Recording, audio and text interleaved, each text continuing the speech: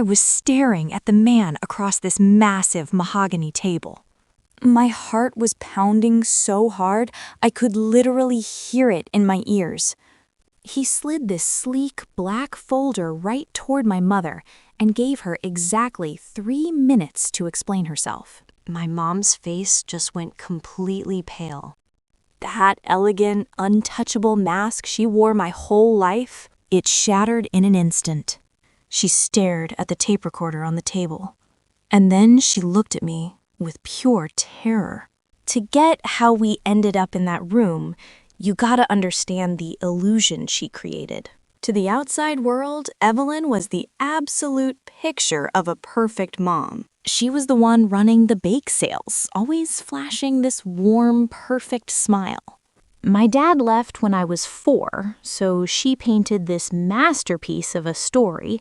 It was just the two of us against the world, right? But behind closed doors, the reality was suffocating. She didn't just want to raise me. She wanted to own me.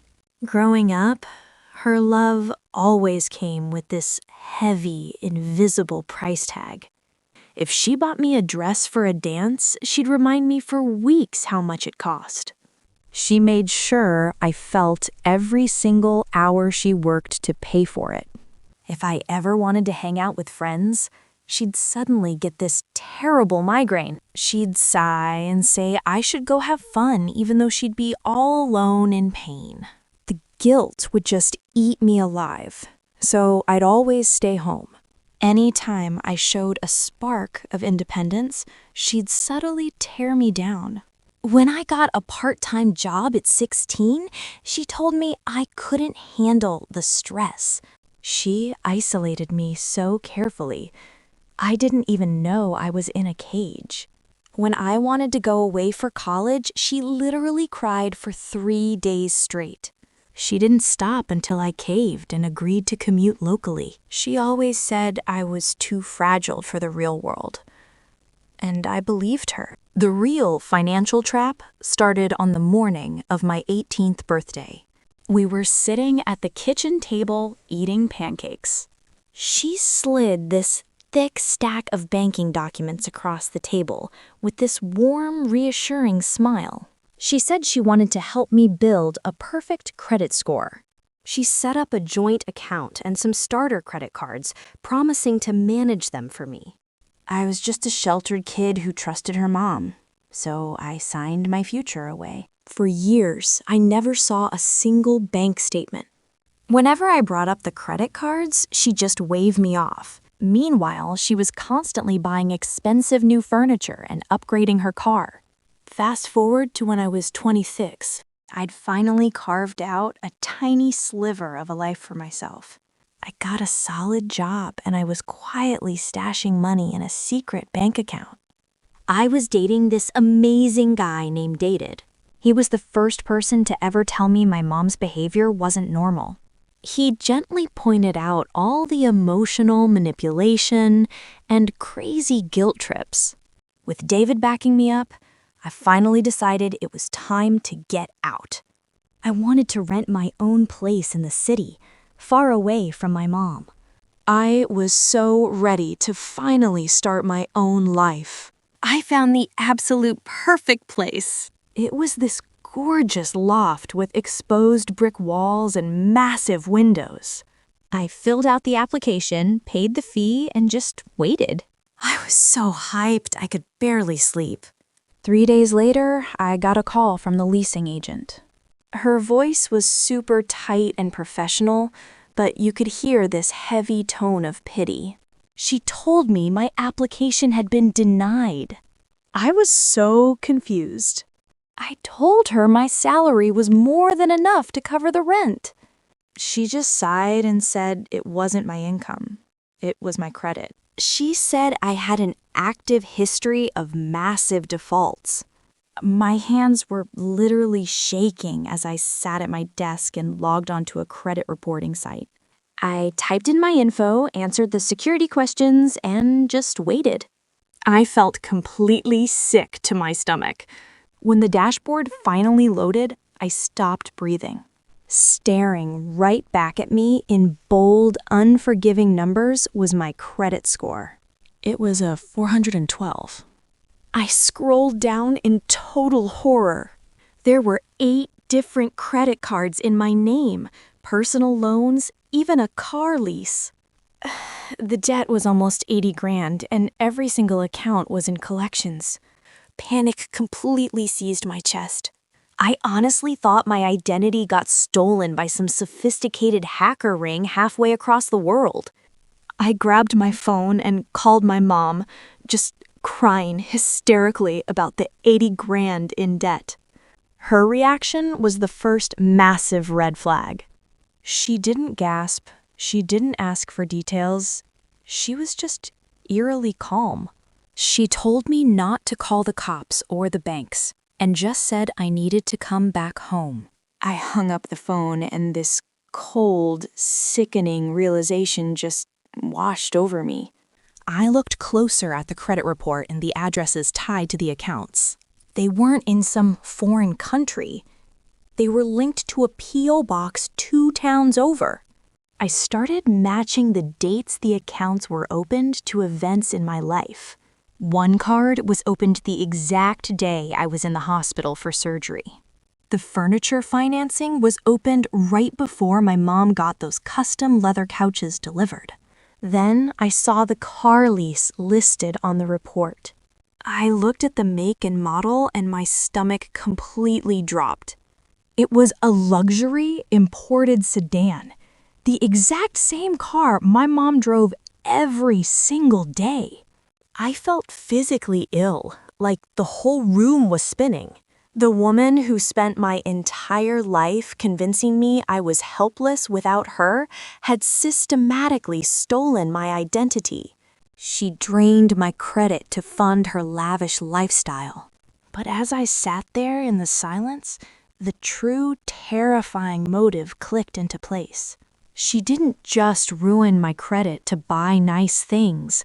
She ruined it to build a wall around me. She knew without a credit score, I could never leave her. I didn't go home that night. I went straight to David's apartment. When I showed him the report, he didn't judge me at all. He just held me on the couch while I sobbed until I had absolutely no tears left. When I finally pulled myself together, David looked me right in the eye. He told me we were not letting her get away with this. He promised I wasn't going to spend the next 10 years paying off her lies. The next morning, all that grief transformed into a cold, focused anger. I knew I couldn't just confront her, because she'd just gaslight me and destroy the evidence. I needed undeniable proof, and I needed a bulletproof strategy. I called out sick from work that morning and officially started my investigation. I drove straight to the post office where that mysterious P.O. box was registered. I parked at the far edge of the lot and just waited. It didn't take long before I saw my mom's luxury sedan pull into the lot. I slouched down in my seat, my heart just hammering against my ribs. She stepped out looking completely unbothered, without a single care in the world. I watched from a distance as she casually walked inside and unlocked the box. She pulled out a thick stack of envelopes, and I could clearly see the bank logos. My hands were shaking as I held up my phone and snapped photos of her. Getting those photos was a good start, but I needed the actual paper trail. I knew she kept a locked metal filing cabinet tucked away in her home office. She always claimed it just held old tax returns, but now I knew better. I waited until Tuesday, the day she always spent at her country club. I parked a block away so the neighbors wouldn't notice and quietly let myself in. The house was perfectly still, smelling like her expensive vanilla perfume and fresh lilies. It made my stomach turn just being back inside that house, but I went straight to her office. I found the spare key hidden exactly where she always kept it, taped under her desk. I took a deep breath, unlocked the cabinet, and started pulling out files. What I found inside that cabinet was worse than I could have ever imagined. She kept meticulous, detailed records of her entire fraud operation. There were complex spreadsheets detailing exactly how much money she was borrowing in my name. I sifted through statements from collection agencies, all marked up with her handwriting. She was calculating the bare minimum to pay just to keep them from suing me. Then, my heart stopped when I pulled out a thick folder with my name on it. Inside that folder, I found copies of my birth certificate and my social security card. There were dozens of forged signatures on loan applications where she perfectly copied my handwriting. I felt a wave of nausea wash over me as I stared at the proof. But the most damning discovery was a stack of bank statements for a hidden account in her name. She hadn't just spent the money on luxury couches and cars. She transferred the cash into her own accounts and was literally earning interest on my stolen money. I spent 2 hours meticulously documenting the financial murder of my future. When I was finally done, I put everything back exactly as I found it. I locked that heavy metal cabinet and walked out of that house. I prayed it would be the last time I ever had to step foot in there. I had the evidence, but I honestly didn't know what to do with it. If I went straight to the police, it would turn into a messy public nightmare. My mother was incredibly well connected in our town. She'd just hire some ruthless defense attorney to drag my name through the mud. She'd claim I was just an ungrateful daughter lying to get out of debt. I realized pretty quickly that I needed a professional. I needed someone who dealt with high-stakes financial deception every single day. I spent hours researching attorneys in the city. I was looking for someone who specialized specifically in financial fraud and asset recovery. And that is exactly how I found Elias Vance. Elias wasn't your typical loud, aggressive lawyer. He was quiet, calculating, and honestly, terrifyingly sharp. When I walked into his office for my consultation, the atmosphere was intense. He was wearing this immaculate charcoal suit. He didn't offer me any empty sympathy or warm smiles. He just got straight to the point and asked to see the evidence. I slid the printed photographs of the forged documents across his massive desk. He spent 20 minutes reviewing every single page in complete silence. It was so quiet. The only sound in the room was the ticking of a heavy grandfather clock in the corner. When he finally looked up from the papers, his eyes were ice cold. He told me flat out that what my mother had done was textbook wire fraud. Say identity theft, embezzlement, the whole 9 yards. He explained that going to the police would actually be a mistake. It would put the burden of proof on the state, and she could drag it out in court for years. Then Elias leaned forward and laid out his strategy. He said, "We didn't just want her to stop what she was doing. We wanted her to pay back every single cent and repair my credit. We wanted her to surrender those hidden accounts she built with my money. To do that quickly, without a trial, we needed undeniable leverage. We needed a recorded confession. Luckily, I live in a one-party consent state, so that meant as long as I was part of the conversation, I could legally record her without her knowing." Elias reached into his desk and handed me a tiny, high-tech voice recorder. It was incredibly small, basically the size of a USB flash drive. It was the key to getting my life back. He told me to keep it hidden in my pocket and set up a meeting with my mother. He said I had to play the exact part she expected me to play. I had to act like the broken, helpless daughter she created. Strategic, I had to feed her ego and make her feel completely invincible. I had to make her feel so powerful that she would actually brag about what she had done. The thought of sitting across from her and pretending to be weak made my skin crawl. But I wanted my life back, and I wanted justice. So I sat in my car, took a deep breath, and called her.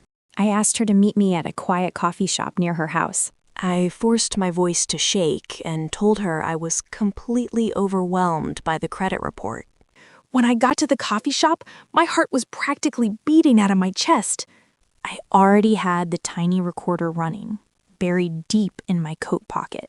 A few minutes later, my mom walked in looking like $1,000,000. She had on her usual cashmere and pearls, playing the part of the perfect concerned parent. She sat down across from me, reaching out to pat my hand with this exaggerated fake sympathy. She started off playing dumb, asking if I'd called the fraud department yet. I stared at my coffee and forced my voice to shake, just like she expected. I told her I was too scared to call, and that I knew it was her. She completely froze. For just a split second, that untouchable mask of hers slipped, and I saw pure, calculating panic flash across her eyes. But she was a master manipulator, so she recovered almost instantly. She let out this long, dramatic sigh, checked to see if anyone was listening, and leaned in close. There was no apology, no tears. She just went straight on the offensive, whispering that I was making a big deal out of nothing and that she did it for us. I kept my voice small and asked how ruining my credit was supposed to help me. She just gave me this cold, condescending smile that made my blood run cold. I pushed her, asking if she'd tanked my score on purpose so I couldn't move. She took a sip of her latte and calmly admitted she did it to keep me trapped. She sat there, proud that she was holding me hostage. She really thought she'd won. I swallowed hard, told her I understood, and stood up to walk away. I walked out of that coffee shop and got straight into my car. The second the doors locked, I pulled the recorder out and hit stop. I just rested my head on the steering wheel and finally exhaled. I actually had her. I didn't waste a single second. I drove straight to Elias's office and handed him the tape. We sat in his conference room and just listened to the playback. Hearing her voice fill that quiet room, hearing all that arrogance, it was chilling. Elias didn't say a word until the tape finally clicked off. Then this slow, dangerous smile spread across his face. He looked right at me. He said she didn't just dig her own grave, she bought the headstone. Elias moved with lightning speed. Using the photos I took, he drafted a massive legal complaint. He drew up a civil suit for fraud and embezzlement, but he didn't file it with the court just yet. Instead, he prepared a secondary document. It was a brutal settlement agreement. The terms were absolute. She had to liquidate her accounts, pay off my debt, and sign a confession. If she refused, he was sending everything to the DA. The trap was officially set. Now we just had to pull her in. Elias's office sent a formal letter to my mom's house. It just said I hired a lawyer to consolidate my debts and asked her to come in. Because she thought she still controlled me, she didn't suspect a thing. She thought this was just another chance to play the savior. She assumed I needed her to co-sign a loan because I was too helpless to do it myself. Which brings us back to that Tuesday morning.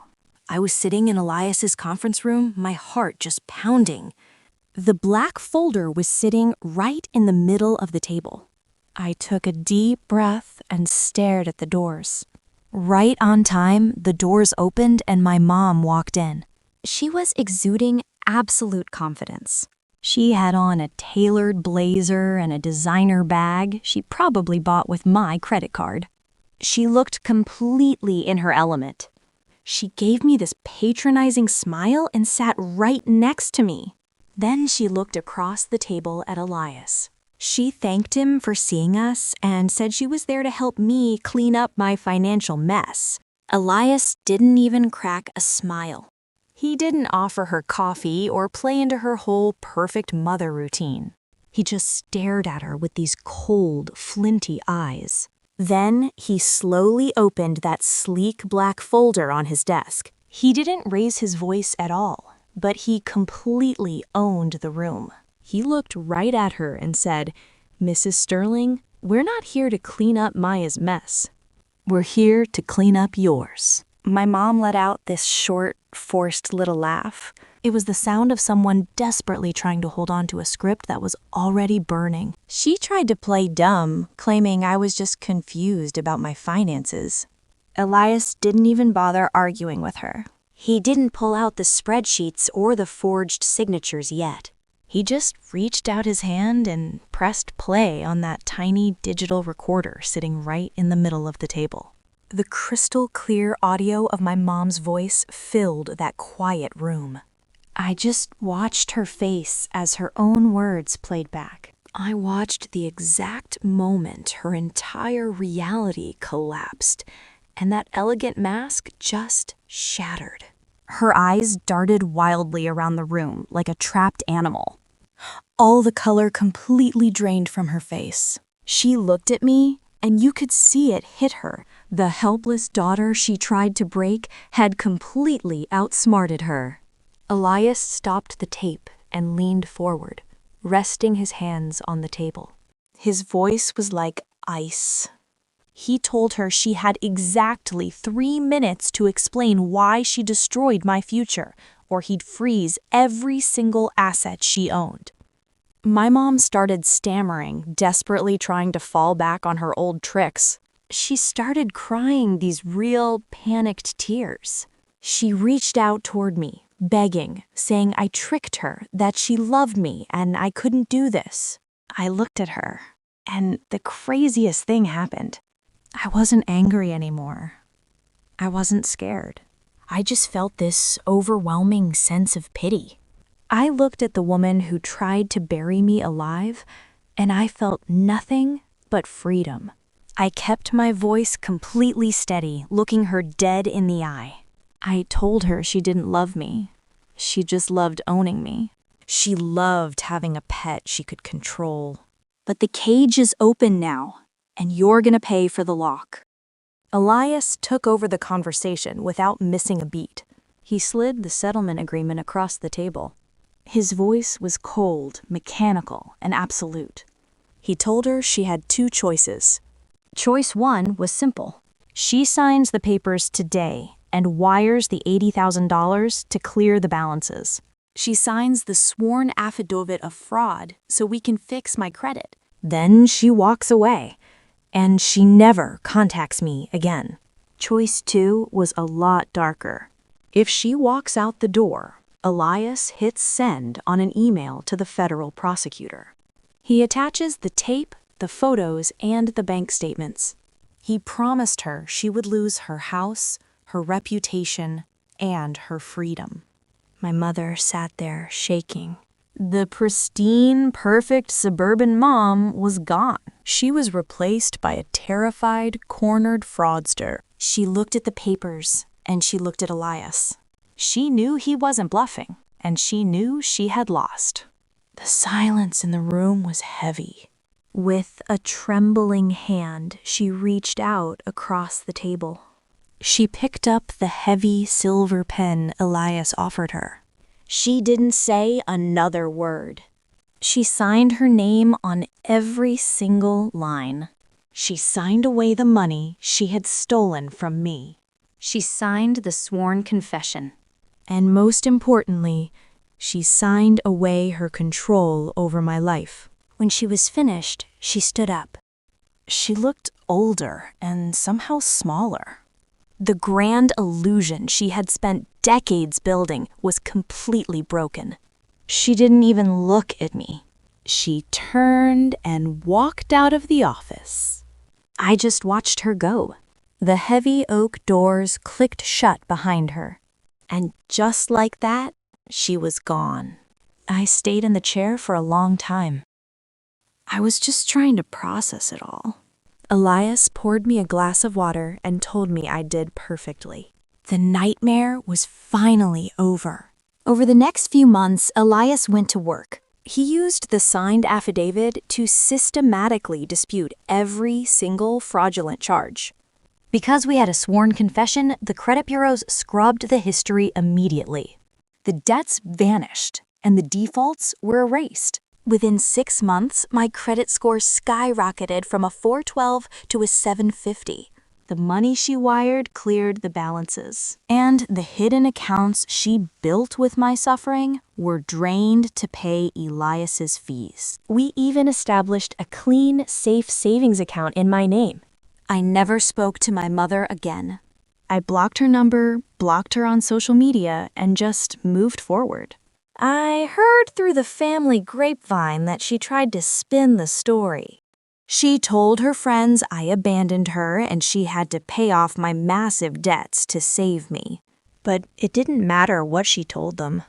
I didn't need her neighbors to know the truth, because I knew the truth. And I finally had my life back. David and I moved into that beautiful loft apartment in the city. When I signed the lease, I used my own pristine credit score. When I bought my own car, I financed it myself. I built a life surrounded by people who loved me for who I was, not for how easily they could control me. Going through something like this changes you. It breaks you down to your foundation, but it allows you to rebuild yourself with stronger materials. If you're listening to this and you recognize the signs of a toxic, controlling parent in your own life, I want you to know that you're not crazy and you're not trapped. Here are 3 lessons I learned from the darkest pages of my diary. The first lesson is that true love doesn't require your helplessness. A toxic parent will often disguise their need for control as an act of protection. They want you to doubt your own competence, because an independent child is a child they can no longer manipulate. True love empowers you to stand on your own 2 feet. The second lesson is that boundaries without consequences are just suggestions. When dealing with a manipulative family member, you can't rely on their conscience to make them change. They only respect leverage and consequences. You have to be willing to take hard, uncomfortable action to protect yourself. The third and most important lesson is that your past doesn't dictate your future, and their lies do not define your reality. For 26 years, I believed I was fragile and incapable of independence.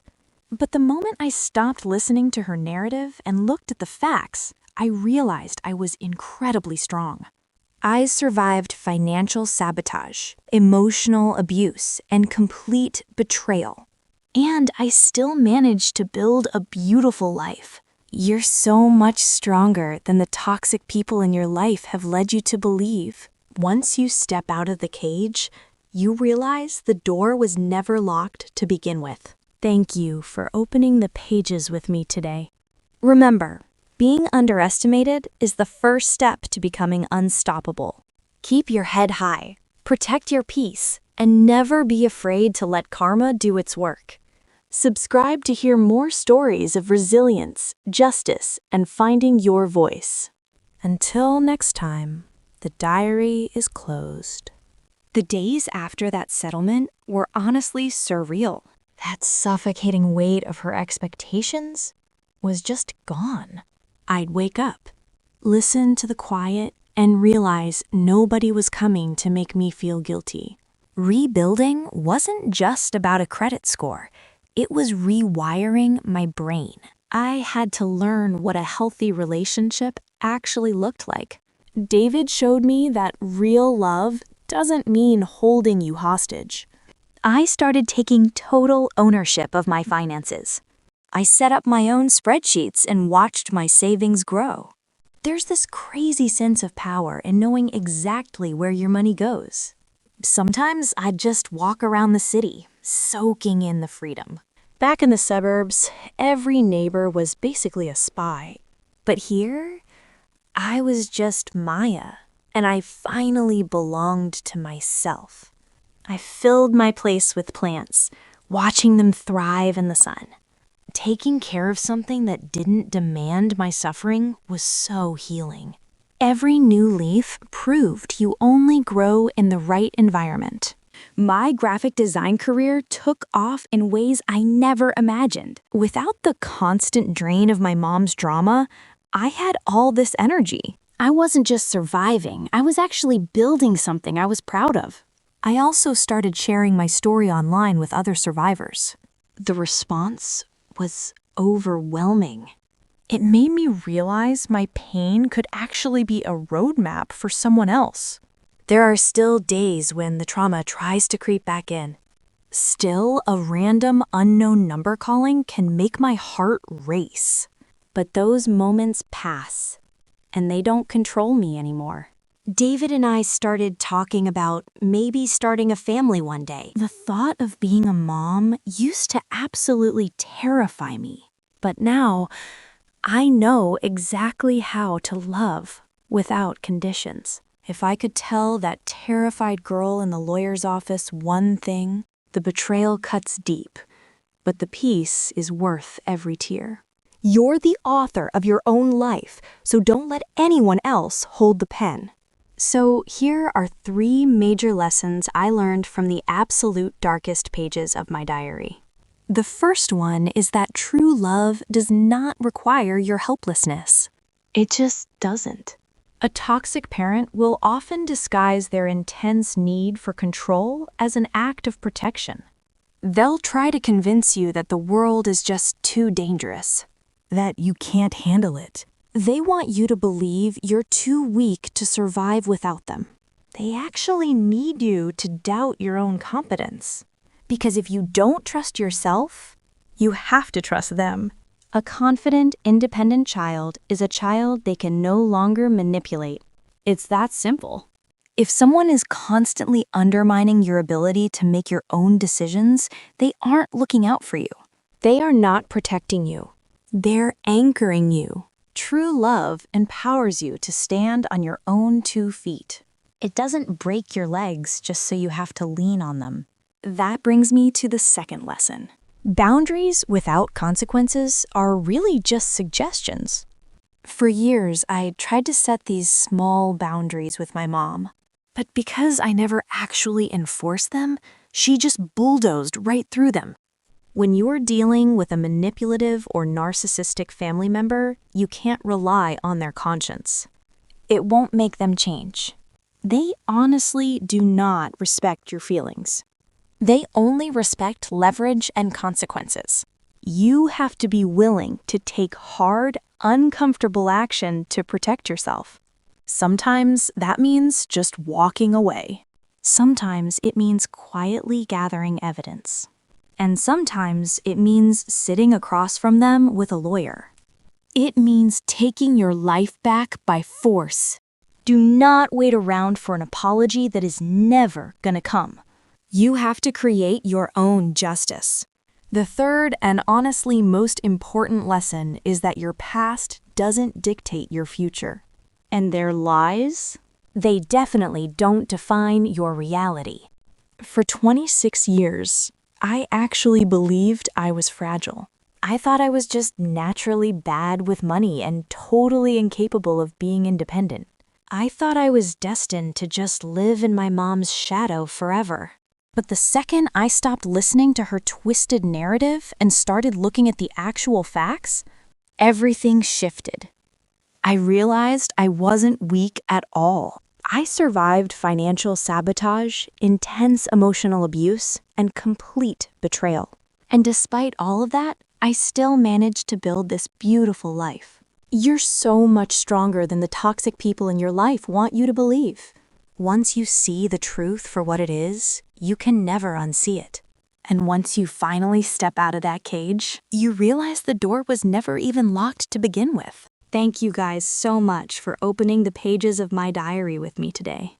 Sharing all of this wasn't exactly easy, but it was definitely worth it. Always remember, being underestimated by people is just the first step to becoming completely unstoppable. They don't see what's coming, and that's your biggest advantage. Keep your head held high and fiercely protect your inner peace. Don't ever let anyone drag you back into their toxic chaos. and never be afraid to just step back and let karma do its work. Trust me, it always does. Subscribe and turn on notifications for more stories about finding your voice. I'm so incredibly glad I got my life back, and I know you can too. Until next time, the diary is officially closed. You know, closing that chapter wasn't just about ending the nightmare. It was about finally giving myself permission to start a completely new one on my own terms. Every single day I sit at this drafting table, I'm reminded of exactly what I fought so hard for. I get to create my own art and my own future. And having David by my side through all the chaos, it changed everything. He showed me what actual unconditional support looks like without any hidden strings attached. Moving out here to the city wasn't just a simple change of scenery for me. It was me finally claiming my own space in the world, completely unapologetically. I still remember the exact feeling of holding the keys to my own car for the very first time. Financed entirely by me, with my own pristine credit. It probably sounds a little crazy, but sometimes I just log in to look at my bank statements and smile. Because every single number on that screen is mine. Rebuilding yourself from the ground up definitely takes a lot of time and patience. You really have to nurture your own growth and protect your peace at all costs. Sure, there are still days when those old dark memories try to creep back in. But then I look around at this beautiful life I've built, and they just vanish. I am finally surrounded by people who genuinely love me for exactly who I am. Not for what they can extract from me or how easily I can be controlled. So yeah, my original foundation was completely shattered. But the new life I built on top of those ruins, it's so much stronger and more beautiful than I ever imagined. Going through something like this, it completely changes who you are. It breaks you down to your absolute foundation. But the beautiful part is, it allows you to rebuild yourself with much stronger materials. You get to choose how you put the pieces back together. If you're listening to this right now, and you recognize the signs of a toxic, controlling parent in your own life, I really need you to hear me. I want you to know that you are not crazy. The manipulation is real, and more importantly, you are not trapped. It took me a really long time to figure that out. So, here are 3 crucial lessons I learned from the darkest pages of my diary. The first lesson I learned is that true love does not require your helplessness. Real love doesn't ask you to be weak just so someone else can feel strong. A toxic parent will often disguise their desperate need for control as an act of protection. They wrap their manipulation in a blanket of fake concern. They'll try to convince you that the world is just too dangerous and that you're simply too weak to survive out there without them. They want you to constantly doubt your own competence. They need you second-guessing every single decision you make so you never try to leave. Because a confident, independent child is a child they can no longer manipulate. And to a controlling parent, your independence is their biggest fear. The second lesson I learned is that boundaries without consequences are just suggestions. For years, I tried to set small boundaries with my mother. But because I never enforced them, she just bulldozed right through them. When you're dealing with a manipulative or narcissistic family member, you can't rely on their conscience. They aren't going to suddenly wake up and respect your feelings. They only respect leverage and consequences. You gotta be willing to take hard, uncomfortable action to protect yourself. It's terrifying, but it's the only way out. Sometimes that means just walking away completely. Sometimes it means quietly gathering the evidence you need to prove what they did. You have to build your own case, and sometimes it means sitting across from them with a lawyer. It means taking your life back by absolute force. You can't wait around for an apology that is never, ever gonna come. You have to create your own justice. The third and most important lesson is that your past does not dictate your future. Their lies do not define your reality. For 26 years, I actually believed I was fragile. I believed I was terrible with money and completely incapable of independence. I thought I was destined to live in my mother's shadow forever. That was the story she wrote for me. But the moment I stopped listening to her narrative and started looking at the facts, everything changed. I realized I wasn't weak at all. I was actually incredibly strong. I survived financial sabotage, emotional abuse, and complete betrayal. And I still managed to build a beautiful life. You are so much stronger than they want you to believe. Once you see the truth, you can never unsee it. And once you finally step out of the cage, you realize the door was never actually locked to begin with. Thank you so much for opening the pages with me today. I know this wasn't an easy story to hear, especially if it hits close to home. But sharing it with you and knowing it might help someone means everything to me. Remember, being underestimated by toxic people isn't a weakness. It's actually your biggest, most powerful advantage. It's the very first step to becoming completely unstoppable in your own life. When they think you can't survive without them, they stop paying attention to what you're doing. And that's exactly when you make your move. You build your foundation in silence while they're busy admiring their own reflection. So, whatever you're going through right now, I want you to keep your head high. Don't let their gaslighting and lies make you doubt your own truth. You know exactly who you are, and you know what you've survived. You have to protect your peace at all costs, no matter what. Even if that means walking away from the people who are supposed to love you the most. Your mental health and your future are worth so much more than their approval. Surround yourself with people who actually want to see you win and thrive. People who don't put a heavy, invisible price tag on their support. That's what real, unconditional love actually looks like. And as for the ones who tried to break you down and keep you caged, never be afraid to step back and just let karma do its work. Trust me, it always catches up to them eventually, and you won't even have to lift a finger. If my story helped you today, please subscribe and turn on those notifications.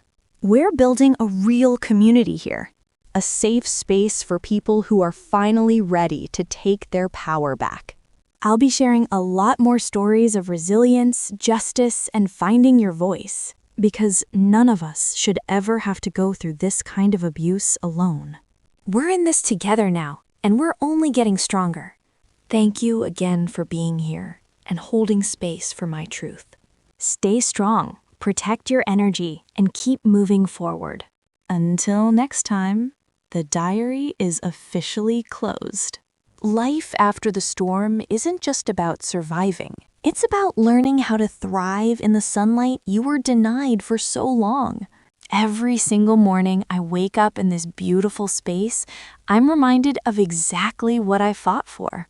It was never really just about fixing a credit score or getting my money back. It was about reclaiming my name and my right to exist on my own terms. My art has honestly never been more vibrant or full of life. I pour all that reclaimed energy straight into my work. David and I are building something incredibly real together. A life that's actually built on mutual trust and respect, not manipulation and control. It's amazing how light you feel when you aren't carrying someone else's baggage. I still check my finances, of course, but now it brings me peace instead of panic. Seeing those numbers go up is just a quiet reminder that I'm the one steering the ship now. Sometimes my mind drifts back to that cold, dark, mahogany conference room. I think about the terrified, broken girl who walked in there that day. The one who thought her life was completely over. And I realize that she just doesn't exist anymore. She was replaced by someone who knows her own worth and absolutely refuses to back down. The cage is gone, and so is the fear. Surrounding yourself with people who genuinely want to see you win changes everything. You stop second-guessing your every move and start actually living. You finally get to breathe. If you're still in the thick of it, fighting your way out of the dark, just keep going. I promise you, the freedom on the other side is worth every single tear. You hold the pen to your own story. Don't ever let anyone else write your ending. Your life belongs to you, and it's time to start living it. Going through something like this changes you. It breaks you down to your foundation, but it allows you to rebuild yourself with stronger materials. If you're listening to this and you recognize the signs of a toxic, controlling parent in your own life, I want you to know that you're not crazy and you're not trapped. Here are 3 lessons I learned from the darkest pages of my diary. The first lesson I learned is that true love does not require your helplessness. A toxic parent will often disguise their need for control as an act of protection. They'll convince you that the world is too dangerous and that you're too weak to survive without them. They want you to doubt your own competence. Because a confident, independent child is a child they can no longer manipulate. If someone constantly undermines your ability to make decisions, they aren't protecting you. They're anchoring you. True love empowers you to stand on your own 2 feet. It doesn't break your legs, so you have to lean on them. The second lesson is that boundaries without consequences are just suggestions. For years, I tried to set small boundaries with my mother. But because I never enforced them, she bulldozed right through them. When dealing with a manipulative or narcissistic family member, you can't rely on their conscience to make them change. They don't respect your feelings. They only respect leverage and consequences. You have to be willing to take hard, uncomfortable action to protect yourself. The third and most important lesson I learned is that your past does not dictate your future. Their lies do not define your reality. You get to write the rest of the story. For 26 years, I honestly believed I was fragile. I thought I was terrible with money, totally incapable of independence, and just destined to live in my mom's shadow forever. It's crazy how easily you internalize that stuff. But the moment I stopped listening to her twisted narrative and started looking at the actual facts, everything changed. I realized I wasn't weak at all. I was actually incredibly strong. I survived massive financial sabotage, years of emotional abuse, and complete betrayal by the one person who was supposed to protect me. And despite all of that, I made it out intact. I didn't just survive, though. I managed to build a really beautiful life for myself. I surrounded myself with people who actually love me for who I am, not for how easily they can control me. If you're going through something similar, listen to me. You are so much stronger than the toxic people in your life have led you to believe. Once you finally see the truth, you can never unsee it. They build this illusion to keep you trapped. But once you take that first step out of the cage, you realize something amazing. The door was never even locked to begin with. You always had the power to leave. Thank you so much for opening these pages with me today. It wasn't easy to share, but if it helps even one person break free, it was worth it. Remember, being underestimated is just the first step to becoming completely unstoppable. Keep your head high, protect your peace at all costs, and never be afraid to let karma do its work. Subscribe and turn on notifications to hear more stories of resilience, justice, and finding your voice. You've got this. Until next time, the diary is closed. Which brings us back to that Tuesday morning. I was sitting in Elias's conference room when the heavy oak doors opened. My mother walked in exuding absolute confidence. She was wearing a tailored blazer and carrying a designer handbag she probably bought with my credit card. She gave me this sympathetic, patronizing smile and took the seat right next to me. She looked across the table at Elias and thanked him for seeing us. She actually said she was there to help me clean up my mess. Elias didn't smile. He didn't offer her coffee or make small talk. He just stared at her with eyes like flint. Then he opened the sleek black folder on his desk and pulled out a thick stack of papers.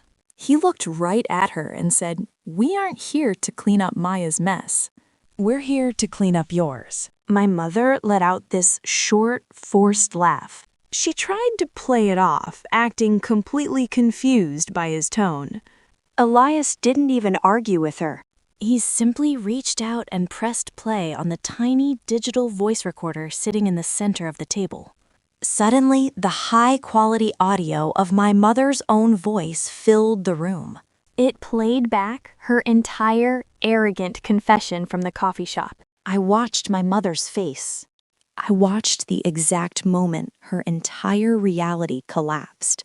Her eyes darted wildly around the room and the color completely drained from her cheeks. She opened her mouth to speak, but no sound came out. Elias stopped the tank. He leaned forward, rested his hands on the table, and delivered his ultimatum.